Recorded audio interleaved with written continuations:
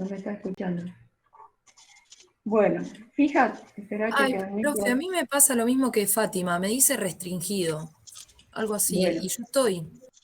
¿quién me habla? Mora. Mira, Sí, profe Fátima, Mora. esta es el aula, se llama Introducción a la Contabilidad. Y ahí yo busco entre los participantes, puse Fátima Carbonari, y ve grupo, y yo ya te asigné, Fátima, el grupo de la comisión nuestra, comisión 14, el nombre mío. No sé por qué no te aparece a vos. ¿Vos te metiste bien, Fátima? Verificalo de vuelta, porque cuando vos me mandaste el mail en aquel momento, yo inmediatamente te incorporé a ese grupo. A ver, Mora, ahí me fijo de vos. Espérame. Vamos a sacar acá. Vamos a poner Mora. Mora Fernández.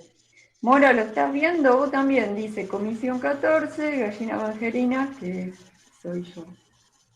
Ah, bien, profe. Sí, no, yo estoy o sea, como que me aparece todo, pero cuando voy Sí, especialmente a la comisión 14, por ejemplo, me dice restringido. Por eso te quería preguntar, pero sí, yo me busqué y también aparezco, digamos. sí. Qué raro que te salga restringido, porque está la restricción, pero precisamente para que solo puedan ingresar los alumnos de la comisión 14, que son ustedes, los que asigné yo al grupo S. Bueno, después voy a volver a chequear por duda, ¿viste? Que esté mal algo, ¿viste? De la configuración. Pero bueno, igualmente cuando llegue el parcial, el examen integrador, sí, sigue siendo de manera virtual, que no les sé asegurar, porque mañana hay una reunión de cátedra, vamos a ver qué se resolvió, porque vieron que todo cambia de un día para el otro, esto de la presencialidad, de todo esto. Si sigue siendo virtual a través de comunidades, yo hasta la noche anterior verifico que estén todos correctamente incorporados en el aula, en el grupo, así que no, quédense tranquilos. ¿Cuál es la fecha, profe, perdón? Aguardame. 25 de noviembre. Eh, Muchísimas gracias. 25 a las 7 de la mañana. Así que si por ahí alguno trabaja, váyanse pidiendo ese horario porque es un único horario para todas las comisiones. Así que, Selena, bueno, ahí te anoto, Selena, y después yo tranquila me fijo, capaz que, porque hay algunos que no alcancé a incorporarlos al grupo, cosas así. Ahí ya te anoté yo, Antonella Peralta, uy, hay varios. Eh, ya tomo nota. Así ya los voy incorporando, así me van diciendo. Y bueno, ahí está. Bruno,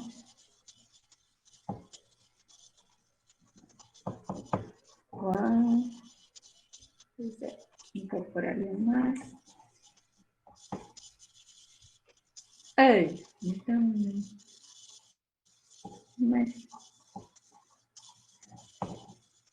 Son una banda. Eh, Lucas. Bueno, no importa, Lucas. ¿Estás en el CIU Guaraní, Lucas? Lucas Bartón. Si está en el CIU no hay problema. Mándame un mail con tu correo, así tenemos otra vía de comunicación por cualquier cosa. Aparte, siempre mándenme en el mail con que ustedes están registrados en comunidades, porque al momento del examen nosotros tenemos que rastrearlo por ese mail y los incorporamos al aula. Lucas, Ignacio. Dice Ignacio, ¿para qué estoy tomando los nombres? Porque ellos lo que supongo que están escribiendo son por lo que no están incorporados en el aula, que yo no los asigné al grupo y deben tener restringido el acceso. Bueno, Lucas, ok, estás en el SIU.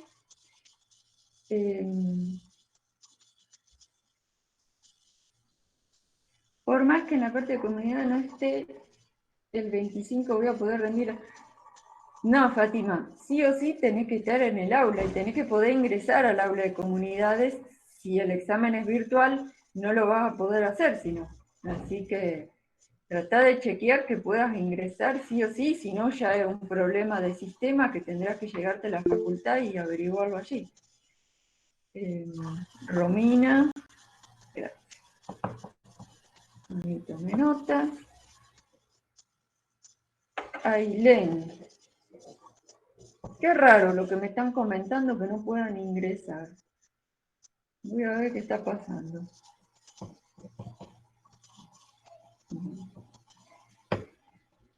Ignacio. Bravo. Bueno, el mail mío. Ignacio Bravo, yo no soy la comisión 9. Yo soy la 14. Porque hay algunos que se confunden, que hay otra profesora con el mismo apellido, pero no soy yo. ¿Estamos? Yo soy la 14, únicamente doy clases en este horario, martes y jueves. Bueno, después si hay algún otro me avisan. Ya los anoté a todos, creo. Estamos. Bueno, arranquemos con la clase de hoy. Si no pertenecen a esta comisión, obviamente que van a estar restringidos, no pueden acceder, porque el tema de Manuel, sigo anotando, el tema ese de la restricción es por el tema del examen, porque a la hora de tener que rendir, únicamente van a poder hacerlo en el grupo donde estén anotados en el CIU Guaraní, no pueden ir a cualquier grupo. Así que bueno, después cuando tenga un tiempito, los reviso a todos y los incorporo y les aviso la próxima clase a ver si pueden ingresar ahora sí todos correctamente al aula. Así de mientras ya van practicando lo que es ingresar al aula, aunque muchos contenidos no hay allí, no hay más que el programa, ¿estamos? Pero bueno, así le van agarrando por ahí al manejo. Bueno, ¿qué teníamos para hoy? Clase de hoy. Tenían de tarea resolver, y espero que lo hayan hecho, actividad 9 y 13 del tema que arrancamos la clase pasada, el jueves pasado. ¿Recuerdan qué fue lo que vimos la clase pasada? ¿Qué vimos? A ver si tuvieran que decir, ¿qué aprendiste en la clase última de IC? Y le tendrían que contar a alguien. A ver. ¿Qué fue lo que vieron? ¿En qué tema nos centramos? Que lo vimos como nuevo. Hasta ahora. Facturación. Facturación. Vos te quedaste. Sí, en cierto modo. Sí, bueno, Eso, cuenta cuenta. comprobante y todo. Eso. Está bien. Nos habían quedado algunos comprobantes sin analizar, entonces continuamos desde ese punto, ¿no? Está bien. Pero como tema nuevo de este capítulo 3, arrancamos lo que eran las cuentas. O sea, ya habíamos dejado la etapa esa primera, donde lo que hacíamos era captar el dato sobre algún determinada operación o hecho a través del comprobante, y ya pasábamos a esa segunda etapa, que era como media la medular de este sistema de información contable. Porque ese dato captado, la intención era analizarlo, clasificarlo, para, por último, poder registrar. Y que quede plasmado así en nuestros libros, en nuestra contabilidad. Y para ello, habíamos visto que contábamos con una serie de herramientas. La primera herramienta en esta segunda etapa, y que era sumamente esencial e importante, era esa que le habíamos dado el nombre de cuenta contable. Que su función, si queríamos resumirla, era la de, a través de ella, obtener información de tipo, podríamos decir, cualitativo y cuantitativa, de una manera sintetizada. ¿Sobre qué? Sobre un objeto determinado, sobre un determinado hecho, operación, ¿no? Entonces, la cuenta era la herramienta para el procesamiento de los datos económicos y financieros y que la habíamos definido como aquel conjunto de anotaciones referidas a un objeto determinado.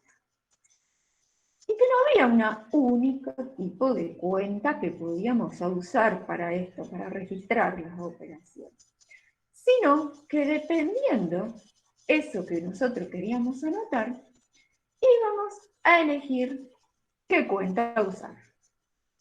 Entonces, ahí habíamos visto que había cuentas que por su naturaleza podían ser patrimoniales, porque precisamente reflejaban los distintos elementos que componían nuestro patrimonio, el activo, el pasivo, el patrimonio neto y sus regularizadoras.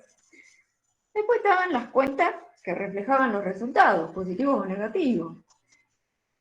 Y después estaban otras que tenían unas ciertas particularidades que las llamábamos las cuentas de movimiento y las cuentas de oro, ¿no? Eso es fundamentalmente los tipos de cuentas que nosotros nos tenemos que acordar que existen para después elegir cuál de ellas usar y registrar el hecho. Después había otras clasificaciones, ¿no?, de estas cuentas. Pero según la naturaleza, podríamos decir que es como la clasificación más importante, a la cual más bolilla le tenemos que prestar a la hora de saber qué cuenta usar. Entonces, habíamos llegado con la teoría hasta allí, clasificando las cuentas, y habíamos alcanzado, creo, a hacer un ejercicio de clasificación. Vamos a hacer otro de los ejercicios que les quedó de tarea a ustedes, que es el número. Aparte de clasificarlas según la naturaleza, nos pide según la extensión. Y según la extensión, esta era, si recuerdan, la que decía si la cuenta se trataba de una colectiva o sintética, o si era una analítica o subcuenta. ¿Cuál era una y otra? Que vamos a acordarnos de eso para poder hacer el ejercicio. Las colectivos sintéticas eran aquellas cuentas que agrupaban a otras cuentas, como que eran la madre de cuentas que dependían de ellas. Era como el caso de los gastos, que los clasificábamos en de comercialización o gastos de administración. Y dentro de ellos podíamos encontrar subcuentas, o sea, cuentas que ya no las podíamos dividir más, sino que eran cuentas simples, cuentas ya analíticas. Entonces, dentro de los de comercialización, como una cuenta dependiente de esa cuenta madre, encontrábamos, por ejemplo, los gastos de flete, los gastos de la luz del sector que se dedica exclusivamente a la venta del producto del servicio, el gasto de internet, el gasto de la limpieza de ese sector. ¿Estamos? Bueno, entonces, este ejercicio nos dice, nos da un par de cuentas acá, y nos dice, clasifíquela primero según la naturaleza. Y este ya lo tenemos más aceitado porque hicimos un ejercicio.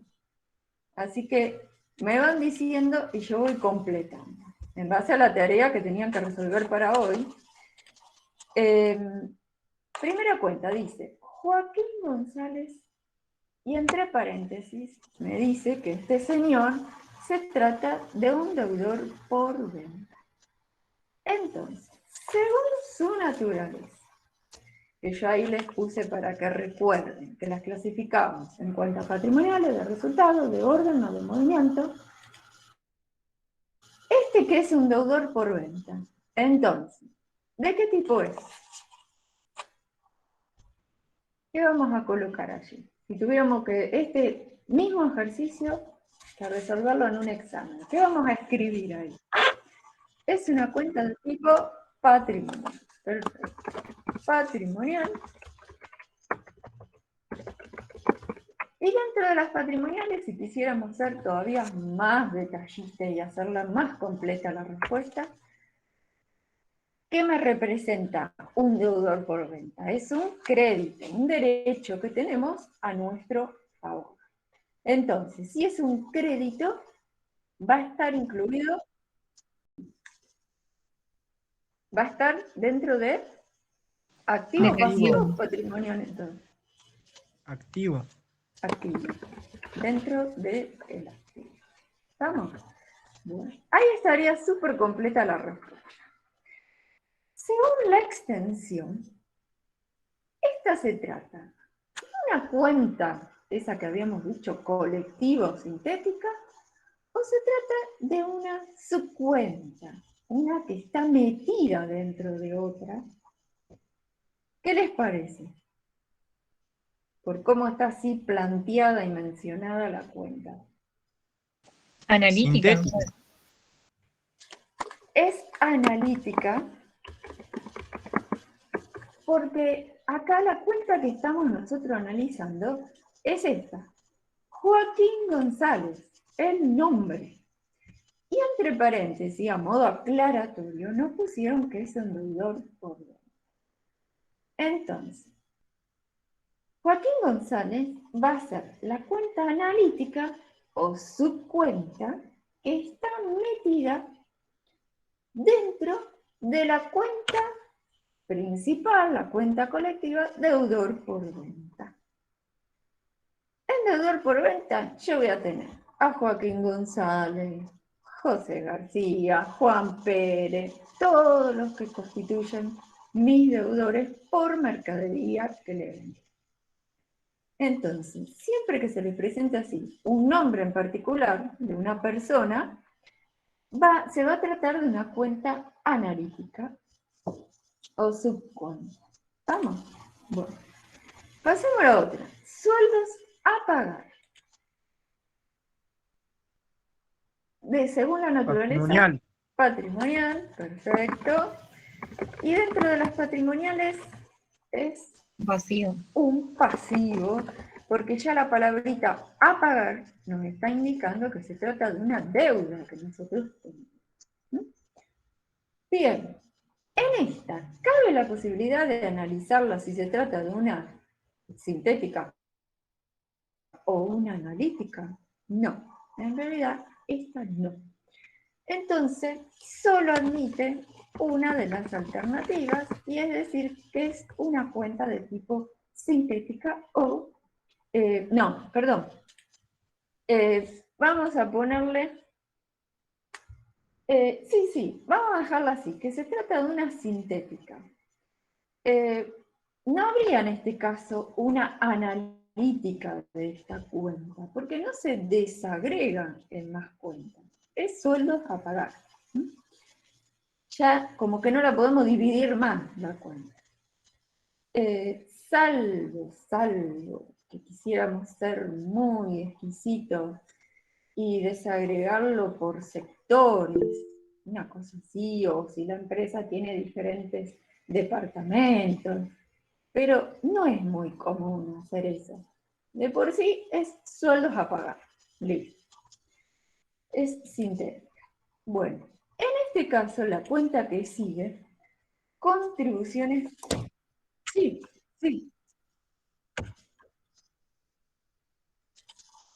Ah, bueno. La analítica, volvamos a la filmina. La analítica y la sintética. La sintética o colectiva es la cuenta que reúne, o vendría a ser el título principal, de la cual dependen otras cuentas. Ahí, en la parte teórica, 31, vamos a revisar. En la parte teórica tienen un cuadrito con varios ejemplos, donde ahí les menciona, por ejemplo, mercadería, si es la sintética, la analítica o la subcuenta, es cada uno de los artículos que integrarían esa cuenta principal que es mercadería. Si se trata de un proveedor o de un deudor por venta, esa es la sintética o colectiva. La analítica es el nombre de cada una de las personas que integran esa cuenta madre, podríamos llamarlo. Y así pasa mucho con los gastos, que haya gastos que son principales y subgastos que dependen de esos. Como ya les digo, no todas las cuentas cabe la posibilidad de decir, esta es principal y la cuenta y tiene subcuentas. No, no todas tienen esa posibilidad. Algunas nada más. Un ejemplo de ello es la cuenta caja. Caja es, podríamos decir, que es sintética y es analítica, porque no la vamos a su vez a desagregar en decir, bueno, tenemos tantas monedas, tantos billetes. No. En nuestra contabilidad usamos la cuenta caja, sumamos todo el efectivo que tengamos en ella y lo reflejamos en esa cuenta. Así que como que no la desagregamos todavía más. Si, por ejemplo, la cuenta, acá tienen justo banco, yo puedo tener como cuenta principal o sintética banco, cuenta corriente. Como subcuentas de esta cuenta principal, puedo tener todos los bancos en que yo tenga abierta cuentas, porque hay empresas que no tienen cuenta en un solo banco, tienen en varios, porque tal vez en uno pidieron un préstamo y en el otro le conviene más por las comisiones que le cobran, entonces tienen cuentas de varios bancos. Entonces yo voy a armar con una cuenta que es la madre, la principal. Y después de esa van a ir dependiendo las subcuentas. Esta sería Banco Municipal de Rosario, cuenta corriente. ¿Qué les parece? ¿Qué es sintética o qué es analítica? Justamente. Esta es analítica, porque, como les mencionaba, la cuenta sintética o principal es nada más banco, cuenta corriente.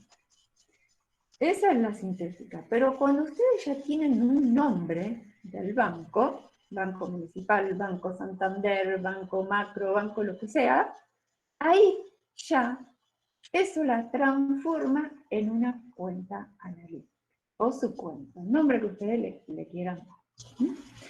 Bueno, esperen que nos quedó esta sin completar. Vamos por orden. Contribuciones patronales y entre paréntesis nos aclara que se trata del sector administrativo. En algún momento creo que yo ya les mencioné el tema del sueldo y todo eso, pero vamos a recordarlo por duda. Junto con el sueldo,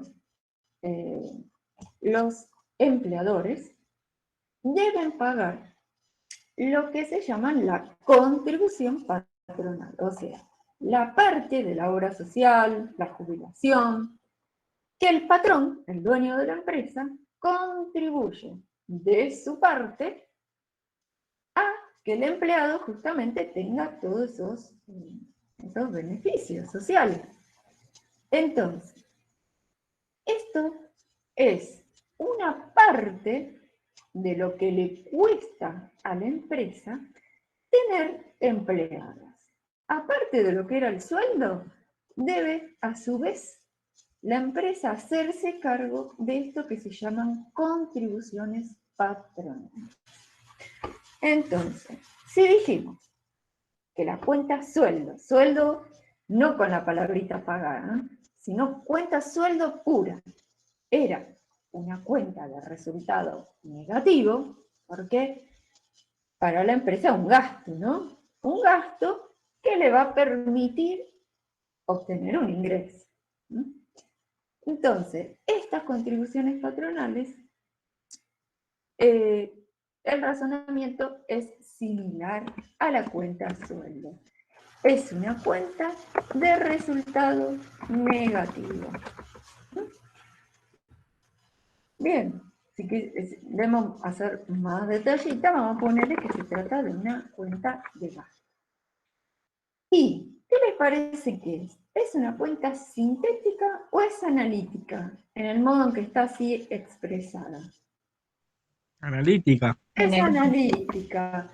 Porque si me hubieran puesto contribuciones patronales y punto, ahí cabía la posibilidad de yo ponerle es sintética. No tiene ninguna otra cuenta que dependa de ella. Pero como me pusieron eso entre paréntesis del sector administración, la están dividiendo, ¿no?, por los distintos sectores que tenga la empresa. Seguramente va a tener la empresa otra cuenta que se llame contribuciones patronales, sector, por ejemplo, comercialización, o si se trata de una empresa que fabrica, sector fabricación o producción. Entonces, eso que me aclararon es porque yo tengo que analizar que se trata de una analítica obscura. Bien, ¿qué nos quedó por analizar? El Banco Municipal, cuenta corriente, dijimos que es analítica. Bien, pero según su naturaleza, ¿de qué tipo es? Perfecto, estamos todos ya súper de acuerdo que se trata de una cuenta de mi patrimonio, dentro del patrimonio es una cuenta de activos. Ramón Jiménez, cuenta particular. Bueno, previa aclaración de esta cuenta. Ramón Jiménez seguramente es uno de los dueños, socios de esta empresa. Entonces, ¿cuándo utilizamos esta cuenta? Cuando, por ejemplo, Ramón se llevó a cuenta utilidades. ¿Se acuerdan de ese caso que decíamos que los socios podían decidir, antes que termine el ejercicio, ya llevarse parte de las utilidades? Entonces, lo reflejamos utilizando esta cuenta. Es una cuenta de tipo patrimonial. ¿Y por qué patrimonial? Porque si Ramón Jiménez se lleva parte de las utilidades, está para la empresa eso representando un crédito para la empresa. Él se está llevando algo que lo mismo pasaría si la empresa le da dinero a Ramón Jiménez para que él efectúe gastos personales. Por ejemplo, pide plata a la empresa para sus gastos personales. Entonces, la empresa tiene contra él un derecho, un crédito. ¿A qué? A que él lo devuelva. Esa plata que se llevó. Si se lleva utilidades, no las tiene que devolver, pero se va a cancelar esa cuenta cuando ya la asamblea se reúna y decida, ahí sí, definitivamente, distribuir las utilidades, entonces ahí se cancelaría la cuenta. En los dos casos representan un crédito para la empresa. Bien, según la extensión de esta cuenta, esta también no tiene lo que se podría decir una subcuenta. Es ya una cuenta sintética por sí misma, ya no la podemos subdividir en más cuentas. Entonces, vamos a decir que es sintética. en realidad participa de las dos características, sintética o analítica, al no poderla ya dividirla más. Ya es así.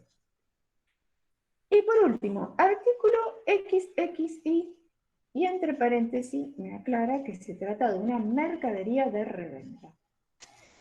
Es patrimonial, es de resultado de orden de movimiento. ¿Qué les parece?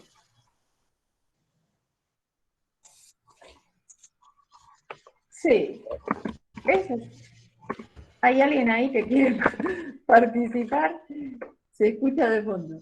Es patrimonial de activos.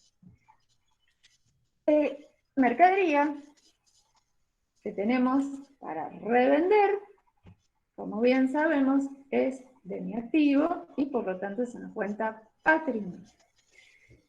Cuando las tenemos que clasificar según su extensión, ¿qué les parece? Vamos a ponerla como... Es uno de los ejemplos que les aparece en el libro de teoría. Es analítica, porque acá me están aclarando que se trata de un determinado artículo. Si me hubieran puesto la cuenta mercadería de reventa sola, ahí yo le tendría que haber puesto sintética. Pero como me aclararon que es el artículo tan específicamente el XXI, entonces se trata, esta empresa evidentemente, la cuenta mercadería, la abre, tiene una mayor apertura, y la abre en distintos artículos que posea la empresa para la venta. Entonces, es añadido. Bueno, este creo que quedó resuelto. Vamos al otro que tenían de tarea. El 13 es al revés de lo que les solicitaban en los ejercicios anteriores que resolvimos, que fue el 7 y el 9. Acá, en vez de darle la cuenta, les dieron la clasificación. Tal cual, si alguno rindió el turno último, el 22 de septiembre, hubo tal cual un ejercicio así, donde le daban la clasificación y ustedes tenían que poner un ejemplo de cuenta, el que a ustedes más le gustara y que coincidiera, obvio, con la clasificación. Bueno, ¿qué les parece que pongamos en el primero que nos piden un ejemplo? ¿De qué? De una cuenta que sea patrimonial, que integre nuestro activo y que su saldo sea residual. Recordemos cómo podían ser los saldos, ¿no? Habíamos dicho que según la composición del saldo, las cuentas podían ser de tipo residuales o acumulativas. Eso estaba en la página 91. Las residuales eran, en su gran mayoría, las cuentas de activo, pasivo y patrimonio neto y sus regularizaciones.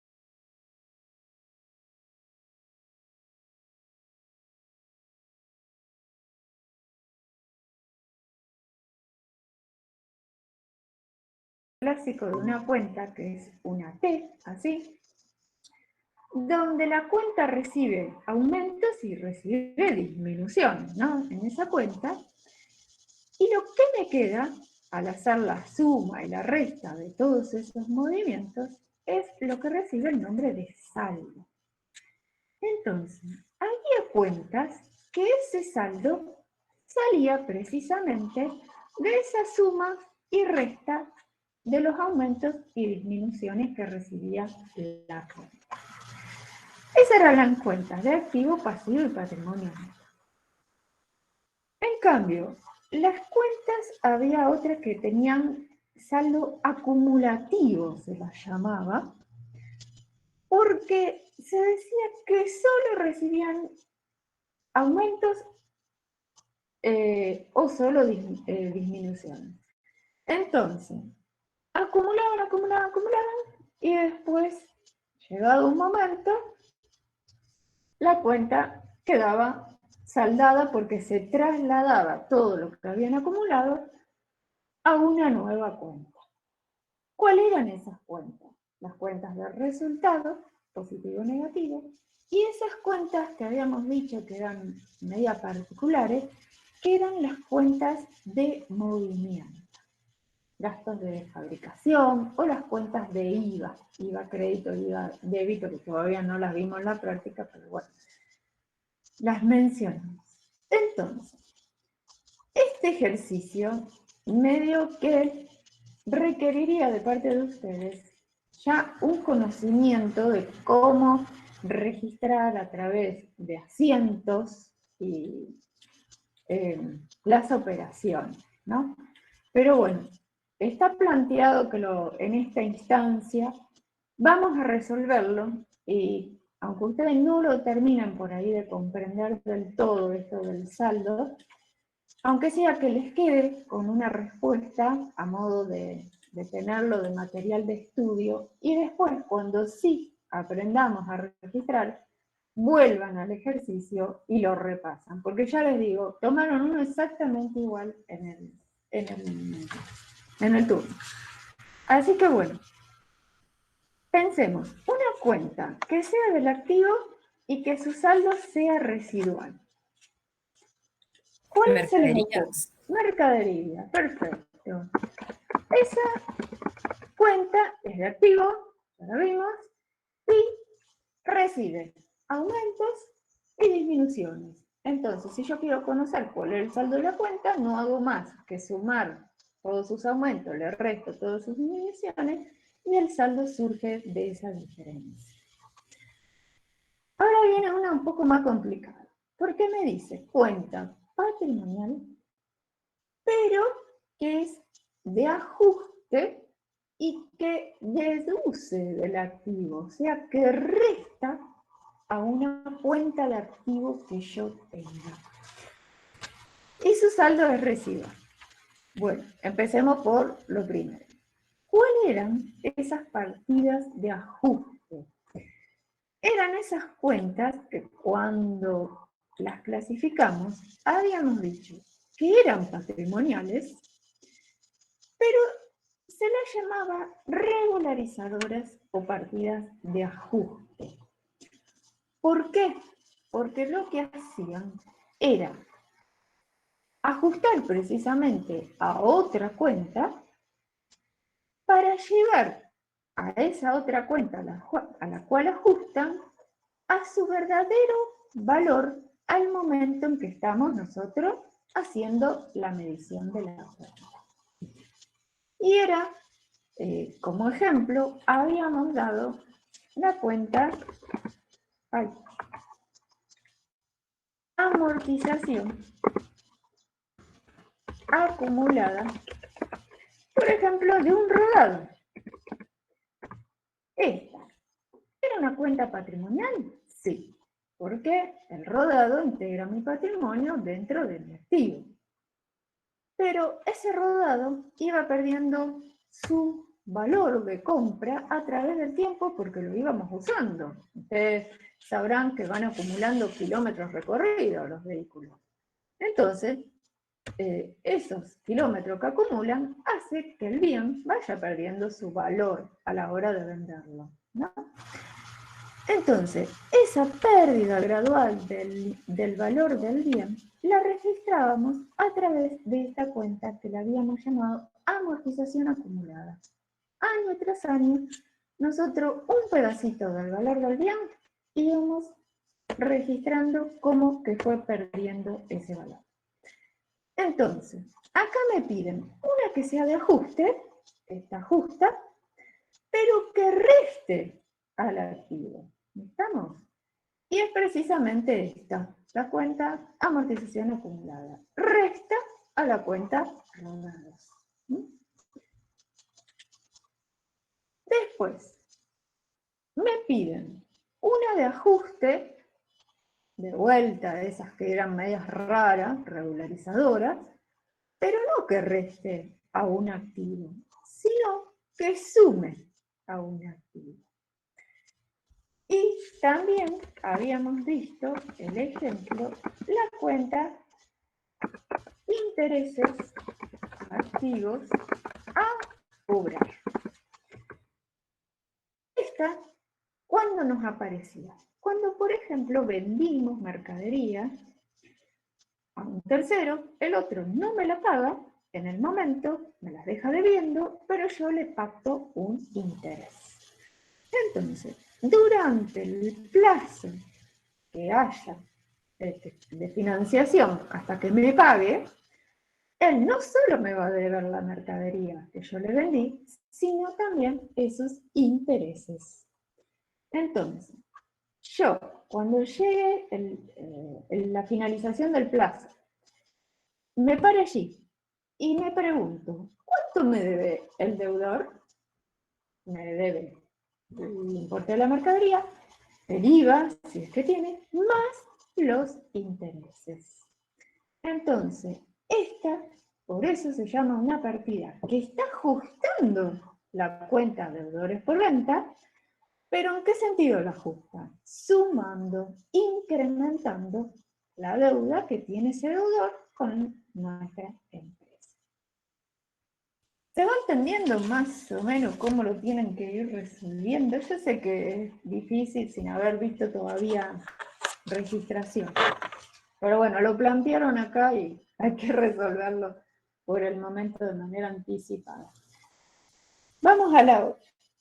Patrimonial del pasivo y su saldo es residual. Este sí lo pueden resolver ustedes, así que los escucho. Proveedores, perfecto. Le debemos a uno que le compramos mercadería.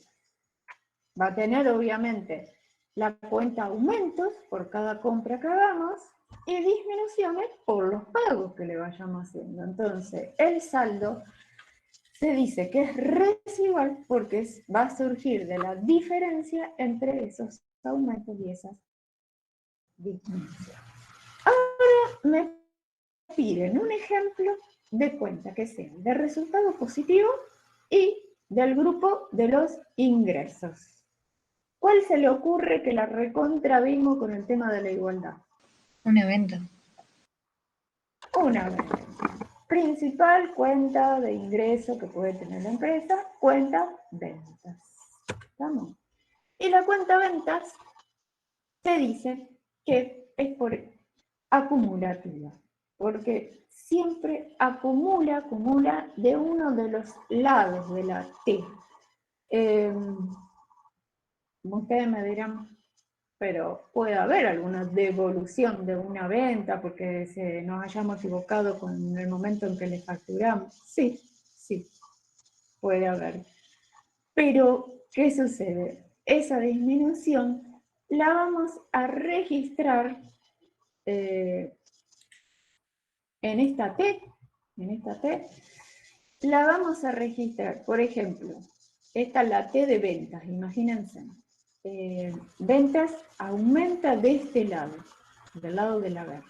Vamos a suponer que esos 500 pesos que hay ahí es una venta que realizamos. Pero hubo una devolución de la venta, entonces nos devuelven 10 pesos de la venta. Esos 10 pesos la vamos a registrar del mismo lado de la columna, de acá, pero entre paréntesis o con un signo menos.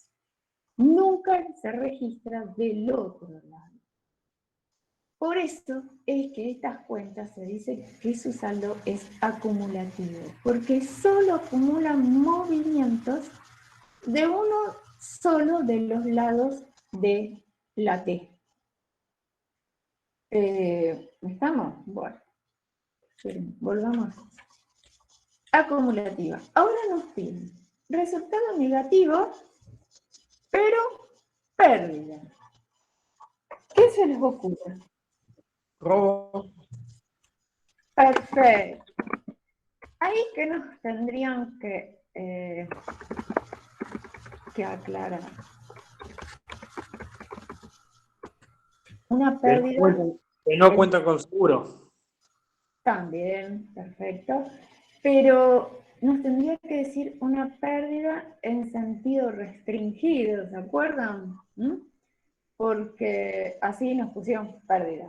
Bueno, pero ¿en qué sentido? Restringido es esto que pusimos nosotros acá. Quebranto por robo, quebranto por incendio. ¿Estamos?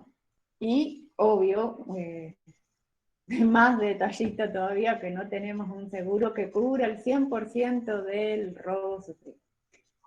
Pero estaría bueno que nos hubieran agregado si se trataba de una pérdida restringida o amplia.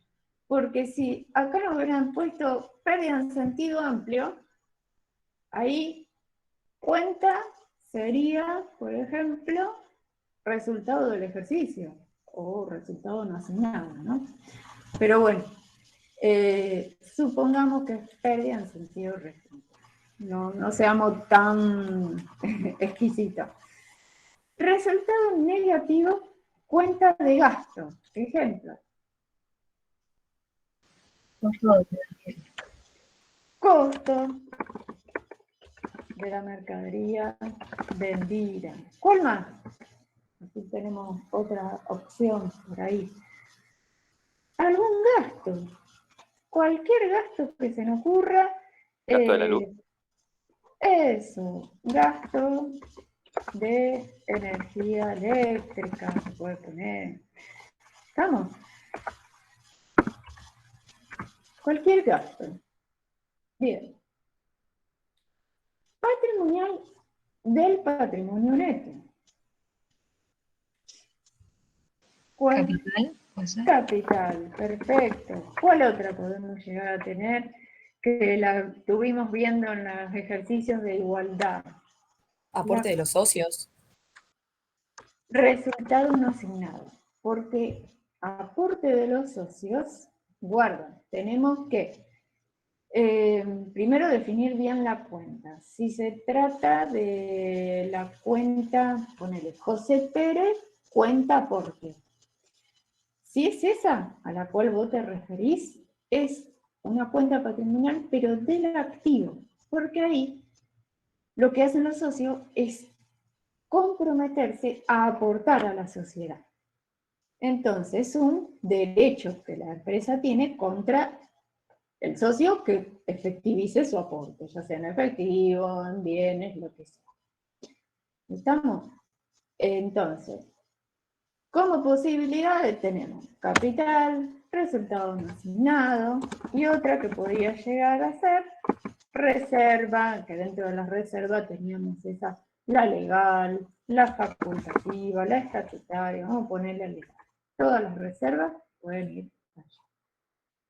Por último, me piden una patrimonial que sea una regularizadora o partida de ajuste y que adicione al pasivo. ¿Cuál se les ocurre y cuál leyeron y vimos en el material teórico que podía ser? Los intereses pasivos a pagar. Perfecto. O sea, lo mismo que vimos allá arriba, pero estos son pasivos y como es un pasivo, van a ser a pagar. ¿Estamos? Este es el caso al revés. Nosotros compramos mercadería a crédito, se la dejamos debiendo al proveedor, el proveedor me cobra un interés. Hasta que yo no le pague el interés, le voy a deber la cuenta a proveedores por la mercadería comprada, más los intereses que se encuentran pasivos a pagar. O sea que esta estaría regularizando la cuenta proveedores. ¿De qué manera la regulariza? Adiciona, suma. Cuando les pongan así, presten atención bien qué les mencionan.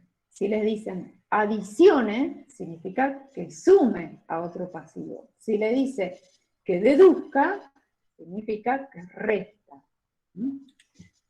Porque he visto cada respuesta en el examen que después, bueno, estamos, bueno.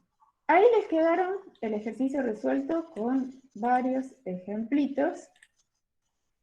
Y cualquier cosa lo volvemos a repasar más adelante cuando veamos registración ya no sirve. Bien, volvamos a la teoría. Llegamos hasta lo que era la clasificación de las cuentas.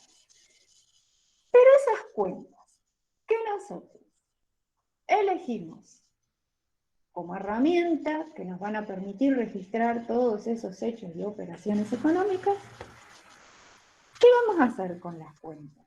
Las vamos a ordenar en un listado. ¿Para qué? Precisamente para que esté ordenado, para que cualquiera que tenga que efectuar la registración acuda a ese listado y sepa cuáles son las cuentas que debe emplear. Entonces, ese listado ordenado de todas las cuentas que utiliza ese ente, esa empresa, para registrar sus operaciones, recibe el nombre de plan de cuenta. El plan de cuenta se podría decir que cuando uno diseña el sistema contable de la empresa, es lo primero que hay que hacer. No sé si algunos de ustedes trabajan o en la secundaria tuvieron la oportunidad de practicar con algún software gratuito de registración contable. ¿Y qué les pedía antes de arrancar con la registración? Defina primero cuál cuentas va a utilizar. Y eso era el plan de cuentas precisamente. Entonces, cuando vamos a diseñarlo el plan, vamos a tener en cuenta una serie de factores.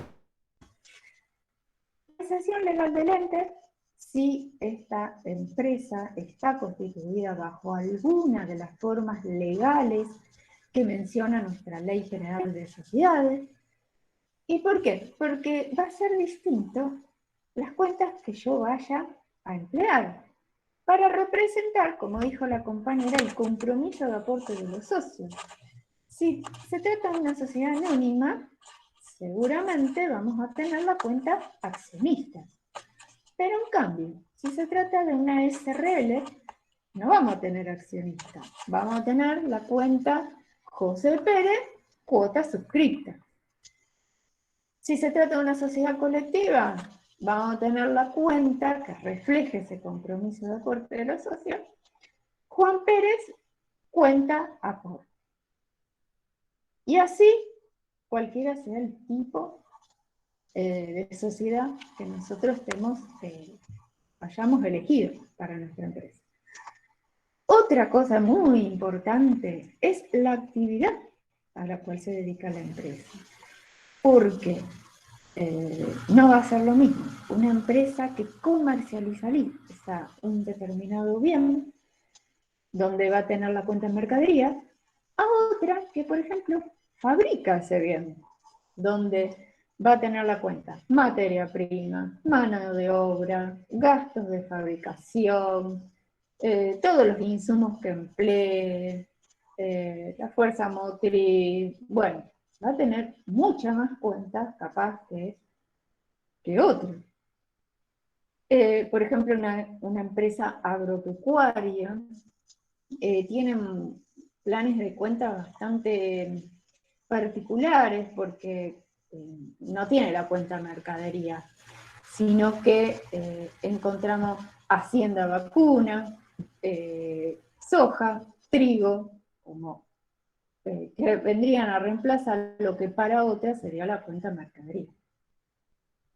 Después otra de las que influye en el diseño puede ser si la empresa está diversificada geográficamente, por ahí si tiene distintas sucursales, podemos abrir tantas cuentas como sucursales tenga, o si está dividida en muchos sectores,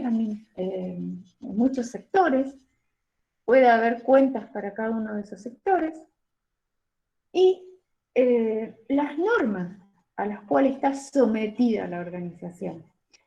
Normas, tanto sea de tipo legales, impositivas, porque qué impuestos paga esa empresa, si está exenta de algún impuesto, o si al contrario tiene que pagar impuesto a las ganancias, a los bienes personales, ¿no? Entonces todo eso va a repercutir en las cuentas que vamos a encontrar en este plan. Y por último le dice, bueno, también vamos a tener que tener en cuenta qué necesidades tienen algunos de los posibles usuarios de la información. Porque a mayor cantidad de información que necesiten los usuarios o más detallada, mayor serán las cuentas a emplear que incluiremos en el plan de cuentas. ¿Cómo se estructura el plan de cuentas? Y ustedes lo tienen, un ejemplo, en la página del libro de teoría, página 115. Siempre el plan de cuentas consta, es un listado, donde a la izquierda se coloca el código de la cuenta. Luego va el título, el nombre que tiene la cuenta, que eligió la empresa para ponerla a esa cuenta, y esas dos columnas integran el plan de cuenta. Ese código, que es un símbolo que se le da a cada una de las cuentas, puede ser que elijamos una letra, en ese caso el código sería alfabético, puede ser que elijamos un número o una combinación de ambos, o sea, alfanumérico. ¿Qué es lo que más se emplea? Que el código sea numérico, ¿no? Es más fácil, más sencillo. Dentro de los numéricos, a su vez existen distintas alternativas, que ahí les explica cómo sería. Puede ser correlativo, o sea, abro un numerito para cada una de las cuentas que yo voy utilizando, pero ¿qué sucede con eso? Es muy poco práctico y que es inflexible, se podría decir.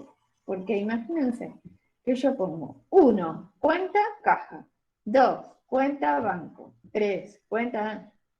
¿Qué pasa si mañana abro otra cuenta en otro banco nuevo, que hasta ese momento no había tenido la empresa y ahora la abro? Entonces voy a tener que agregar esa cuenta. ¿Y dónde la meto? Queda feo ponerla al final de todo mi plan de cuenta, ¿no?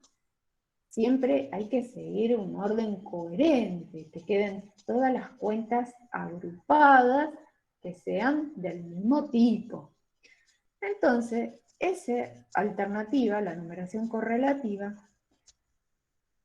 prácticamente se podría decir que no se emplea, es muy inflexible.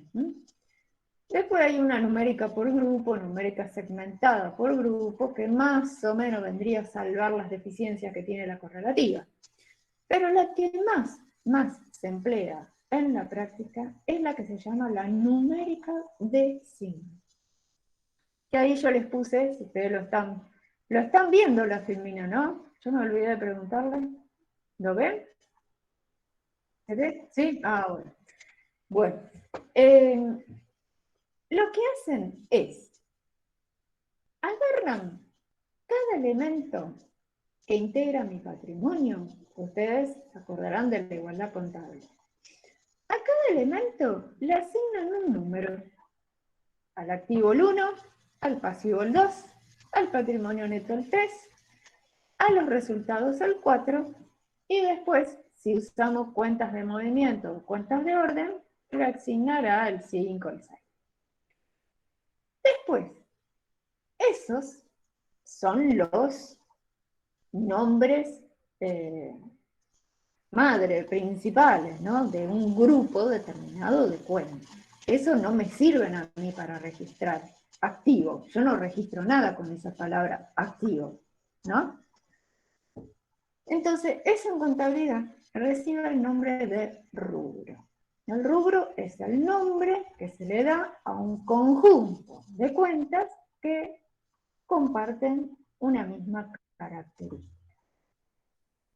Entonces, es decimal porque se coloca a continuación de ese primer numerito que pusimos un puntito o una coma. Y le ponemos 1 punto y un 1 siguiente. Entonces, ahí lo que abrimos es lo que se llama un subrubro.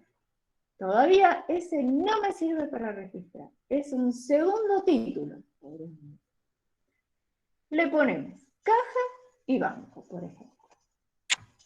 Bien, seguimos. Agregamos otro numerito más al 1, ponemos 1, cuenta, y ahí sí, ya tenemos una cuenta sintética que podríamos ya utilizarla para registrar una operación. Después, ¿qué otra cosa vamos a tener dentro de este subrubro caja y banco? Los bancos. Ponemos 1.1.2, banco, cuenta corriente. Que esa no la vamos a usar para registrar porque habíamos dicho que se trataba de la cuenta colectiva o sintética. Y más desagregado, vamos agregando numeritos para la subcuenta por cada uno de los bancos que pueda llegar a tener la empresa. Y es así, la usamos para registrar. Y es la cuenta analítica. Entonces, ahí, si ustedes ven, en la página que yo les mencionaba, 115, tienen un ejemplo de un plan de cuentas.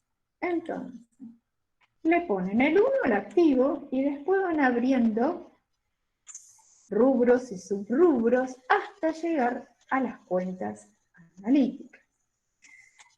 Y se dice que estos nombres de los rubros que ustedes ven allí, es conveniente que la empresa utilice el nombre que después, cuando finalice todo este procesamiento de la información, ustedes ya saben que vamos a tener que elaborar lo que son los estados contables, el balance. Y ahí, las normas contables profesionales nos dicen que tenemos que usar determinados nombres para esa información. Entonces, es conveniente que empleemos los mismos nombres que nos dice la norma. ¿Qué son estos? Caja y banco, inversiones temporarias, créditos por venta. Después los nombres de las cuentas que nosotros metemos adentro, eso la norma no nos dice nada. Nosotros podemos poner la que queramos. Pero los nombres estos es conveniente que ya vayamos poniendo los mismos del estado contable. Así nos facilita la tarea, ¿verdad? A posteriori. Entonces, el activo se dice que en el plan de cuentas se ordene siguiendo un orden, en cierto modo, lógico. ¿Por qué? Que se muestre el activo desde lo que es más líquido. ¿Qué es líquido? Aquello que es dinero en efectivo. Aquello que ya se puede usar directamente para cancelar una obligación, pagar algo. Entonces, el rubro por excelencia más líquido es caja y banco. Y de allí ir poniendo acomodadas las cuentas de manera decreciente hacia lo menos líquido. ¿Y qué es lo menos líquido? Los bienes de uso. Porque la empresa, los bienes esos, no los tiene para vender como son las mercaderías, sino precisamente los tiene destinados para el uso. Y ese uso por unos cuantos cantidad de años, ¿no? No tiene la intención de estar vendiéndolos frecuentemente. Entonces, lo menos líquido, lo que es necesario venderlo para convertirlo en dinero en efectivo, son los bienes de uso. Entonces, se va de lo más líquido a lo menos líquido. Eso en cuanto al activo. Después, con el número 2, le dijimos que se lo asignábamos al pasivo. ¿Y cómo hay que ordenarlo al plan de cuenta dentro del pasivo? Se dice que hay que poner primero aquellas deudas que sean más exigibles, o sea, que hay ya la certeza y la exigencia y obligación de cancelarlas. Al proveedor, sea hoy, mañana o dentro de 30 días o 60, lo que me haya dado de plazo, yo le tengo que pagar, ¿no? ¿Verdad? Igual que si yo pedí un préstamo y los sueldos, hay que pagarlo, los impuestos. ¿No? Entonces se va de lo más exigible a lo menos exigible. Y en el caso del pasivo, ¿qué sería lo menos exigible? Las previsiones. ¿Se acuerdan cuando vimos los pasivos contingentes?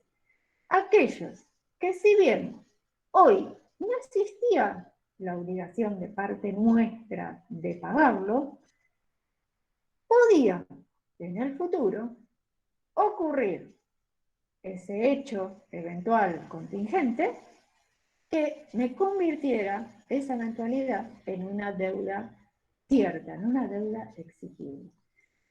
Acá le dan como ejemplo previsión por juicio pendiente.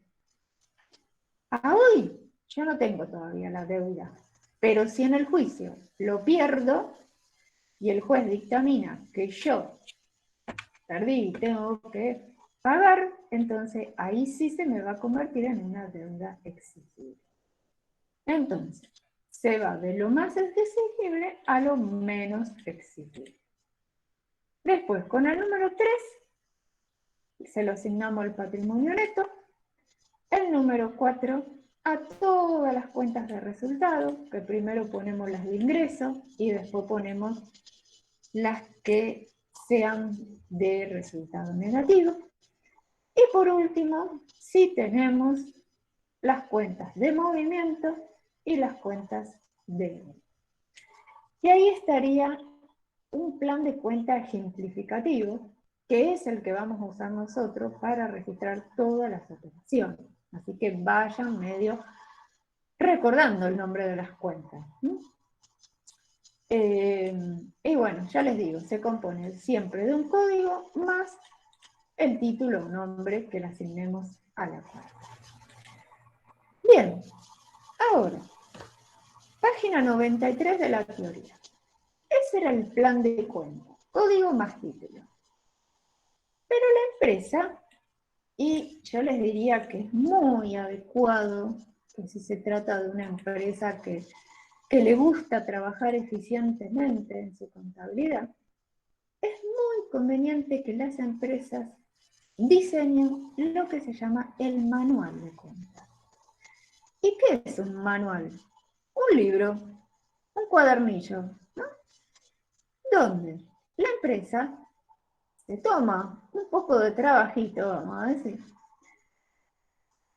y agarra y pone en la primera parte de ese libro el plan de cuentas, eso que acabamos de ver, el código con el título, todas las cuentas que tiene la empresa. Y a continuación, lo que hace es, por cada cuenta que figura en ese plan de cuentas, escribe de manera narrativa el análisis de cada cuenta. Ese análisis, ¿en qué va a consistir?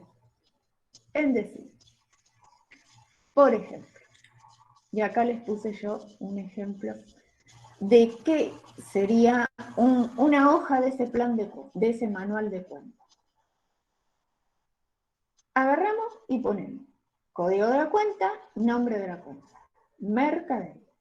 Entonces, decir, ¿de qué tipo de cuenta se trata? Eso es clasificarla, decir qué naturaleza tiene la cuenta. Ya aprendimos que se trata de una cuenta patrimonial del activo. Bien. Después, ¿qué otra cosa escribimos? ¿En qué caso esa cuenta va a aumentar? cuando compremos mercaderías, si queremos ser más detallistas, ponemos qué comprobante respalda esa compra, una factura. También si cuando los socios integran como aporte mercadería, aumenta cuando el proveedor se equivocó al facturarme y en realidad el precio de la mercadería era mayor, aumentar la cuenta de mercadería. Cuando yo al comprar la mercadería tengo que pagar un gasto asociado con esa compra, que va a integrar obviamente el costo de la mercadería, que está en tu flete, o también me va a aumentar la cuenta de mercadería si yo vendo y al que le vendí me devuelve esa mercadería. Entonces me vuelve a entrar. ¿Qué otra cosa anoto en el manual de cuenta? ¿Cuándo disminuye? ¿Cuándo disminuye mercadería? Cuando la vendo. Cuando anoto el costo de esa venta, ¿no? Cuando se equivoca el proveedor al facturarme y el precio era menor, o cuando yo compré y devuelvo mercadería. Por último, en ese manual de cuentas se pone qué saldo habitual tiene la cuenta mercadería, que todavía no lo vimos eso, pero tiene saldo deudor, ¿no? ¿Y qué representa la cuenta? Y bueno, no son más que el valor de la mercadería de propiedad de la empresa que se encuentra en sus depósitos al cierre o a un momento determinado en que yo esté haciendo el inventario de esa mercadería. Ese manual de cuenta, como les mencioné, es sumamente útil al sistema contable. Porque, ¿qué permite? Que cualquiera que tenga que llevar a cabo la tarea de registración contable y tenga duda acerca del empleo de una determinada cuenta, no tenga que ir más a donde esté guardado el manual, lo agarra, busca la cuenta y se fija cuándo se emplea esa cuenta, ¿no? Si está bien utilizar esa cuenta o hay otra que represente mejor ese hecho o esa operación, ¿no? Así que es un trabajo que se puede tomar la empresa en hacerlo, pero que los beneficios, se podría decir que son muchos, porque minimiza muchísimo cometer errores en el empleo de las cuentas. Y que después, cuando llegue la hora de confeccionar el balance, tengamos que hacer menos ajustes. Porque si está mal puesto en una cuenta que no iba, va a haber que sacarlo de esa cuenta y ponerlo en la cuenta correcta. ¿Estamos? Bueno, ahí terminamos con el tema cuentas. Pero dijimos nosotros que en esta segunda etapa, la cuenta era la primera herramienta que utilizábamos para registrar. Bien. Ahora, ¿dónde vamos a efectuar las registraciones de los hechos económicos? Y ahí pasamos al tema página 94 de la teoría, que es el tema de los registros contables. Que si los tuviéramos que definir, diríamos que son los elementos donde anotamos los datos contables. Y allí queda almacenada la información que nos va a permitir elaborar, por último, los informes contables o estados contables. Entonces, son, junto con las cuentas, herramientas primordiales a la hora de registrar las operaciones. Son soporte de almacenamiento. Y allí les menciona que, según nuestro Código Civil y Comercial, ¿quiénes están obligados, ¿no?, a llevar registros contables? O sea, a tener una contabilidad. Y bueno, le dice que deben ser las personas jurídicas privadas, obviamente, y si no está formado bajo esa figura legal como persona jurídica, sino que es una persona humana, va a tener que igual llevar contabilidad siempre que realice una actividad económica o sea titular de una empresa o un establecimiento. Así que prácticamente se podría decir que están todos obligados a llevar contabilidad. ¿Qué más nos dice el Código Civil y Comercial? Menciona una serie de registros que los menciona con el nombre de indispensables. Antiguamente, antes que se cambie nuestro código, se lo llamaba obligatorio. Cuando se lo cambió, esa palabrita obligatorio la pasaron a indispensable. El sentido vendría a ser más o menos el mismo, ¿no? Si tuviéramos que definir qué es indispensable, bueno, algo que se necesita sí o sí, que no podemos prescindir de eso, ¿no? Y que, en consecuencia, termina siendo obligatorio. Pero bueno, el código le quiso llamar ahora, más recientemente, con el nombre de indispensable. ¿Y cuáles menciona explícitamente como indispensable? Solamente a 2 libros, el diario y el inventario y balance, que ahora lo vamos a ver de qué se trata cada uno. Y después dejó medio así en la nebulosa, dice que son indispensables todos aquellos libros que sean adecuados o exija la importancia y la naturaleza de las actividades. Y también aquellos libros que en forma especial imponga, tanto sea este código u otras leyes. Otras leyes como pueden ser la ley de sociedades, una resolución de la FIP, también es una disposición, ¿no? Entonces, no los menciona, no los enumera, pero dice que también van a resultar indispensables. Con respecto a los libros contables, el Código de Comercio sigue estableciendo requisitos que deben reunir, o sea, formalidades. Dice que para que estos libros, al igual que como habíamos visto, ¿se acuerdan los comprobantes que tenían una función legal? Ante un juicio, una controversia, esos comprobantes eran una prueba válida del hecho económico. Los libros contables también cumplen una función legal, pero para que puedan cumplir con esa función, deben reunir los requisitos que establece el código. Esos requisitos son que estén encuadernados, o sea, que las hojas estén pegadas, esté hecho un libro, no que sea de hojas sueltas, así, anillado, como venga. No, que esté encuadernado. Segundo, que las hojas estén foliadas. Eso significa que cada hojita tenga el número de la página.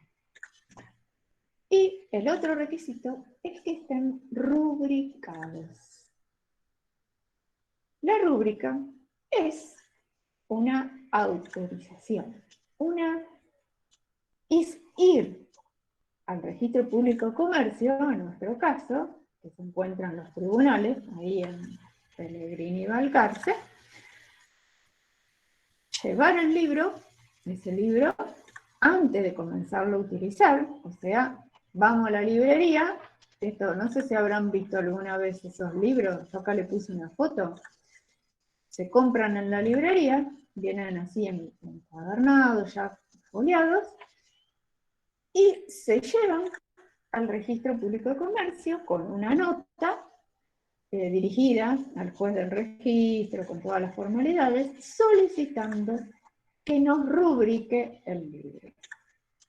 ¿Eso qué significa? Que nos van a poner en la primera página, delante de todo del libro, un sello, donde diga Rosario, fecha, tal y tal, la empresa tal solicita la rubricación de, por ejemplo, el libro diario, que consta de tantas páginas, que es el número tal, porque puede ser que la empresa ya venga empleando libros anteriores y este es el número 5, por ejemplo.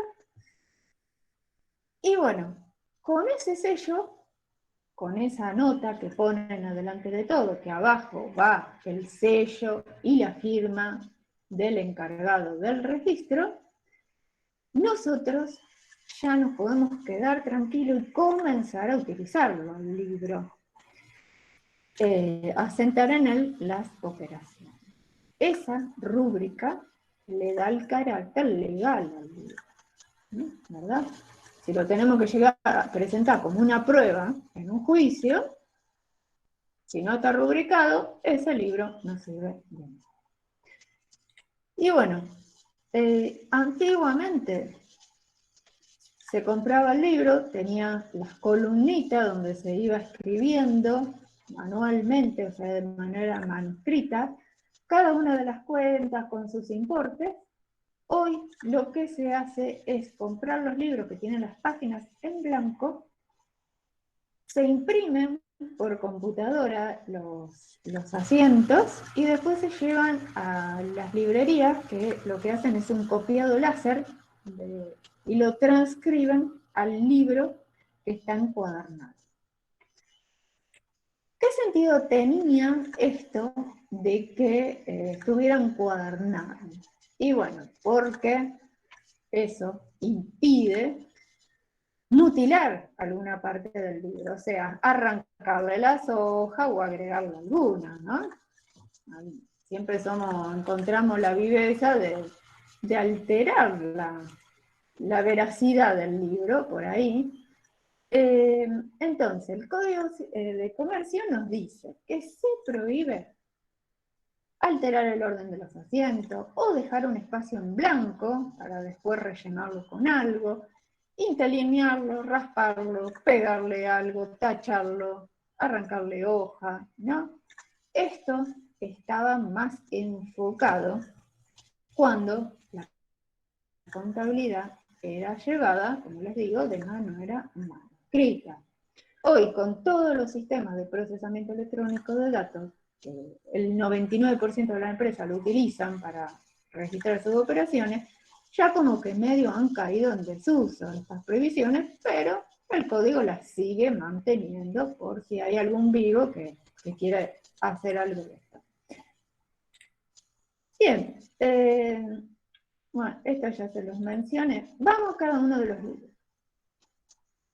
Dijimos que el Código Civil menciona como indispensables a esto que habíamos dicho. El diario. ¿Qué es el libro diario? Página 95.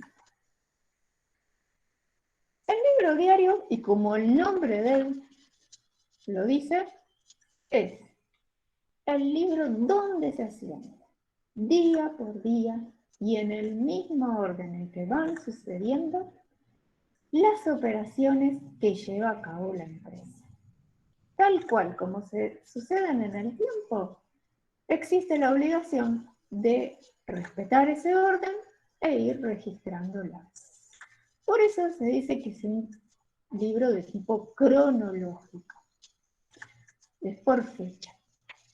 Es indispensable, eso ya lo habíamos dicho, y otra característica es que se trata de un libro principal. ¿Por qué? Porque contiene toda la información de todos los hechos económicos que sean registrables, ¿no? Que realice el ente. Esa información, ¿cómo la volcamos en el libro diario? A través de lo que se llaman asientos contables. En esos asientos, yo acá tengo uno chiquitito, no sé si lo alcanzan a ver. Un asiento se compone de una o más cuentas. Por eso es que aprendimos tanto el tema de las cuentas. Porque todo va de la mano, ¿no? Entonces, un asiento es toda anotación que se hace en el libro diario donde se refleja una operación llevada a cabo por el ente a través de las cuentas con sus respectivos importes. Y se coloca la fecha en que se anota esa operación. ¿Qué más? Se dice que es un libro heterogéneo. ¿Y por qué será así?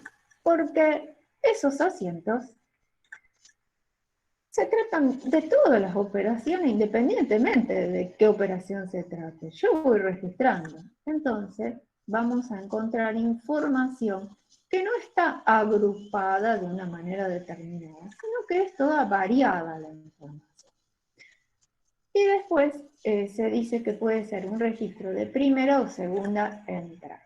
Esto lo vamos a ver un poquito más adelante para que entiendan qué es eso. Bien. ¿Qué otro libro podemos encontrarnos que, si bien el Código Civil no lo menciona específicamente como indispensable, es, se podría decir, sumamente necesario que la empresa lo lleve? Es el libro Mayor. Contiene, a diferencia del diario que era principal, contiene información parcial. Se dice que es homogéneo. ¿Por qué? Porque acá sí la información la vamos a agrupar por cada una de las cuentas que empleamos. ¿Por qué? ¿Qué es el mayor? Es mayorizar un asiento contable.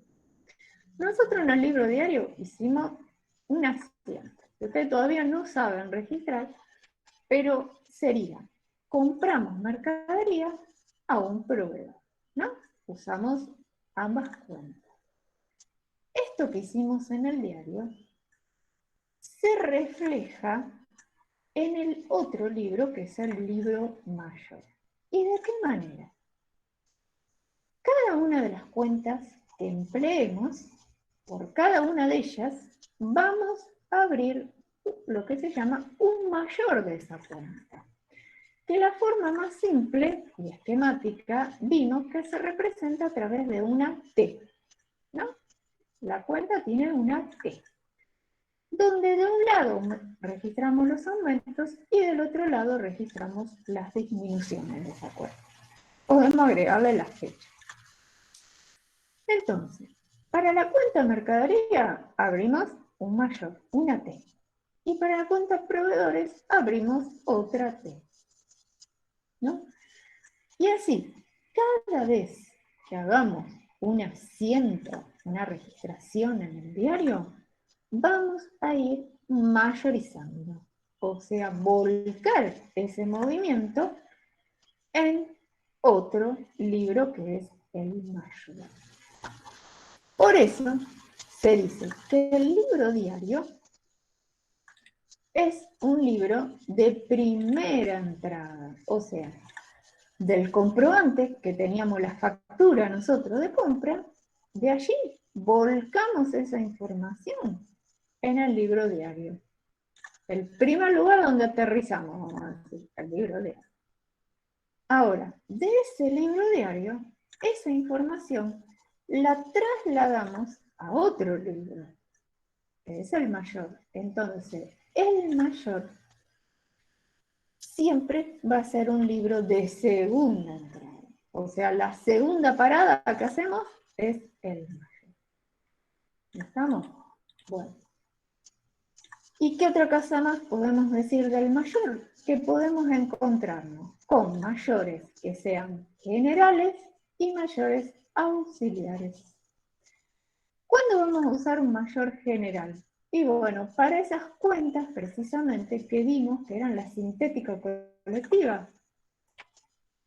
En nuestro caso sería la cuenta proveedores. Esa es la sintética. Este sería un mayor general.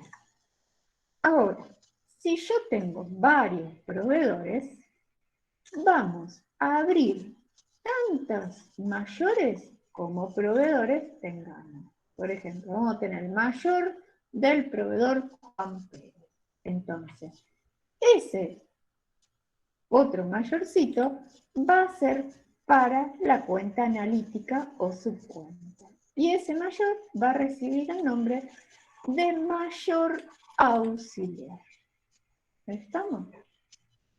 Bueno, ¿qué otro libro tenemos? Y este también lo mencionaba el código acá como indispensable, el inventario y balance. Es un libro sumamente importante, encuadernado, porque, no les mencioné que actualmente, y dado que hoy en día todos nos manejamos a través de una computadora, el libro diario que registra, como dijimos, una por una las operaciones que se van produciendo en el diario vivir de la empresa, imagínense que tienen un montón de hojas este libro. Hay un montón de libros por año del libro diario. Entonces, lo que se permite actualmente es solicitar al Registro Público de Comercio, en el mismo lugar ese en que fuimos a pedirle la rúbrica, o sea, el sellito ese que nos ponían adelante, la posibilidad de llevarlo en lo que se llama hojas móviles al libro diario. O sea, no así de manera encuadernada con todo este libraco que hay que guardarlo en algún lugar y muchas veces ocupa tanto espacio, sino de llevarlo en hojas móviles. Pero tenemos que pedir autorización a través de nota y nos tienen que conceder el permiso, guardar muy bien esa autorización que nos den, porque equivale a llevarlo de la manera legal exigida, ¿no? Bueno, el diario sí, se puede llevar en hojas móviles. Ahora, el inventario y balance, ese es el único libro que el código se resiste a que sea llevado en hojas móviles. Ese sí o sí no queda otra de llevarlo en ese libraco grandote encuadernado. ¿Y qué contiene este libro? Como el nombre del libro lo indica, va a tener todos los inventarios que a fecha de cierre de cada uno de los ejercicios la empresa tiene que efectuar, de todo lo que compone su activo y de todo lo que componga su pasivo. Y a su vez, se transcriben a este libro todos los balances de cierre del ejercicio. Así que uno tras otro se va anotando, tanto los inventarios como los balances. Por eso se dice que es cronológico. No se puede poner el balance de un ejercicio anterior o posterior a otro. No, hay que seguir un orden lógico. Es principal, igual que el diario, porque contiene toda la información. Es indispensable, según el código, y es heterogéneo. Porque este no clasifica la información, no. Es variada esa información, tiene los inventarios, tiene los distintos datos. Es de primera entrada porque el inventario y el balance se transcriben a este libro y es encuadernado. Bien, hasta ahí los que mencionaba específicamente, vamos a decir, el código. Pero hay otros libros que se los llama especiales o complementarios y que en cierto modo podríamos encasillarlos en este último apartado que decía el código, los que en forma especial impone el código u otras leyes. Bueno, ahí podríamos ubicar estos libros especiales o complementarios. Ejemplo de ellos, la Ley de Sociedades establece como obligatorio para todas aquellas sociedades por acciones, o sea, las sociedades anónimas, que deben sí o sí llevar lo que se llama el libro de actas, que no es más que un libro encuadernado, foliado, se compra así en las librerías, igual que el libro diario y el inventario balance, y allí lo que hacen las sociedades es anotar de manera cronológica todo lo que van resolviendo ellas cada vez que se reúnen.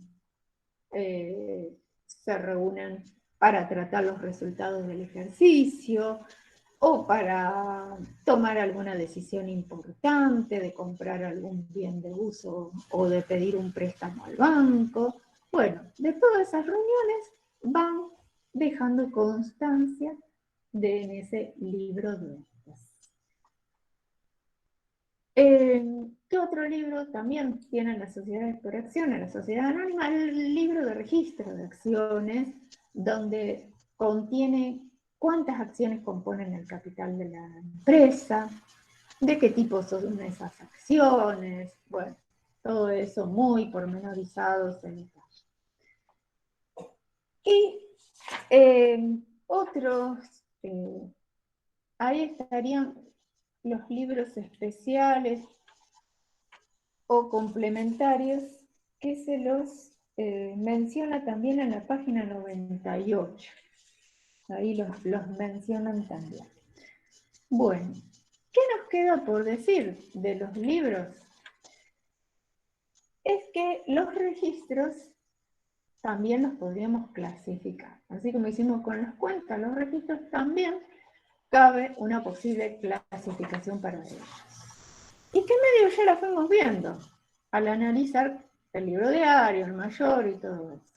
Entonces, los registros contables se dice que según el agrupamiento de la información en ellos contenida, pueden ser heterogéneas u homogéneas, ¿no? ¿Heterogéneo cuál era? El libro diario, el inventario balance. Y el homogéneo, un caso típico y por excelencia, es el mayor. ¿Por qué? Porque agrupa la información por cada una de las cuentas, ¿no? No hay que la pone como los otros, sin importarle de qué se trata, sino que no, él la clasifica. Cada una de las cuentas la va poniendo su información clasificada. Por eso se dice que es homogéneo. Después, otra posible clasificación es según la cantidad de información que contienen. Si tienen la totalidad de la información, como ser el libro diario, el inventario de balance, o si la información la parcializan, que es el libro mayor. Informa el mayor solo una parte de la información, porque por cada cuenta la informa. Otra es según la fuente de la información, que es lo que dijimos. El libro diario lo llamamos de primera entrada, porque del comprobante volcábamos la información al diario. En cambio, el mayor era de segunda entrada, porque antes esa información había pasado por el diario. Y por última posible clasificación, podríamos decir, según el diseño del libro, encuadernados, que eran los obligatorios por el Código de Comercio, o de hojas móviles, que teníamos el diario, si nos autorizaba el registro, y todos aquellos otros registros que no sean los que el código nos impone obligatoriamente como que tienen que ser encuadernados. Así que bueno, hasta ahí llegamos con lo que es teoría de registros contables. Nos tocaría hacer la práctica sobre este tema, que es creo que un solo ejercicio, página 60.